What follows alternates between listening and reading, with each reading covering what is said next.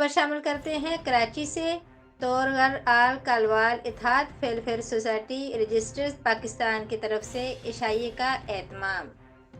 خیبر پختونخوا سے آئے ہوئے پاکستان تحریک انصاف کے سابق تحصیل ٹوپی چیئرمین اور موجودہ ولیج کونسلر چیئرمین فرزند کالوال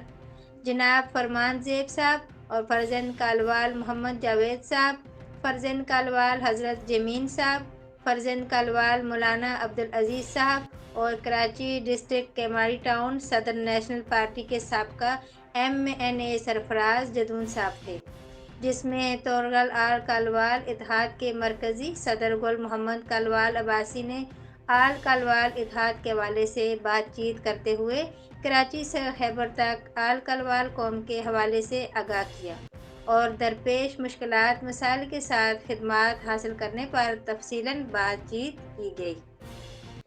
جس پر سرفراز جدون فرمان زیب، محمد جاوید، حضرت جمین نے آل کلوال اتحاد کی اچھی کارکردگی کی تعریف کرتے ہوئے سراہا اور کہا کہ ہم آل کلوال اتحاد کے ساتھ ہیں اور جہاں بھی ہماری کسی قسم کی خدمات کی ضرورت ہو ہم دریغ نہیں کریں گے۔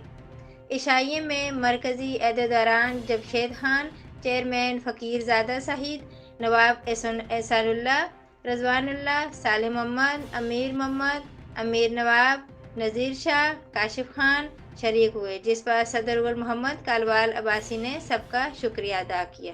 شہادت نیوز سے اپنی میزبان شیلا عباسی کو ایک گزارش کے ساتھ دیجیے اجازت۔ ہمارا چینل سبسکرائب ضرور کیجیے،